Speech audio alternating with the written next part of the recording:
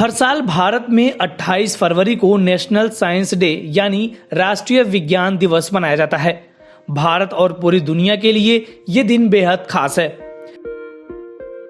इस दिन साल 1928 में एक बहुत खास वैज्ञानिक खोज हुई। इसका श्रेय महान भारतीय वैज्ञानिक सीवी रमन को जाता है।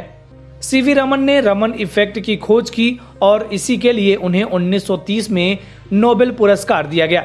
यही कारण है कि 28 फरवरी को सीवी रमन के सम्मान में हर साल राष्ट्रीय विज्ञान दिवस मनाया जाता है। सीवी रमन की उपलब्धि इसलिए भी खास बन गई क्योंकि वे पहले ऐसे भारतीय भी थे जिन्होंने विज्ञान के क्षेत्र में नोबेल पुरस्कार मिला।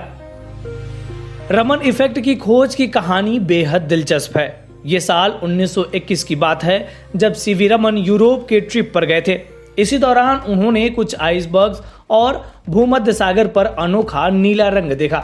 इससे उनके मन में ये सवाल उठा और फिर उन्होंने इस पर खोज शुरू की। कई सालों के प्रयोग और कोशिशों के बाद रमन इफेक्ट की खोज हुई। बेहद आसान शब्दों में कहें तो रमन प्रभाव दरअसल प्रकाश के उस बिखराव को कहते हैं जो वो किसी माध्यम में प्रवेश करता है। प्रकाश जब किसी माध्यम में प्रवेश करता है तो इसके कारण उसके वेवलेंथ में बदलाव आ जाता है। रमन इफेक्ट का इस्तेमाल आज भी कई प्रयोगों में किया जाता है। खासकर अंतरिक्ष से जुड़े कार्यक्रमों में इसका खूब इस्तेमाल होता रहा है। भारत के अंतरिक्ष मिशन चंद्रयान में जब चांद पर पानी होने की बात कही गई थी तो इसके पीछे भी रमन इफेक्ट की बड़ी भूमिका थी।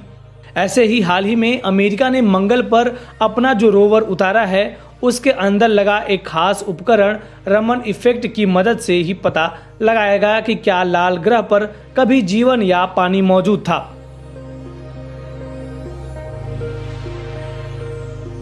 साल 1986 में national council of science and technology communication ने भारत सरकार के सामने 28 फरवरी को नेशनल साइंस डे के तौर पर मनाने की बात रखी। इसके बाद से नेशनल साइंस डे हर साल भारत में इसी दिन मनाया जाने लगा।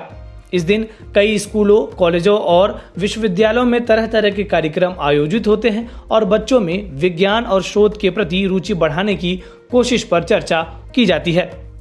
बताते चलें कि सीवी रमन का जन्म 7 नवंबर 1988 को तमिलनाडु के तिरुचिरापल्ली में हुआ था। उन्हें 1954 में भारत रत्न से भी नवाजा जा चुका है। उनका निधन 21 नवंबर 1970 को बेंगलुरु में हुआ।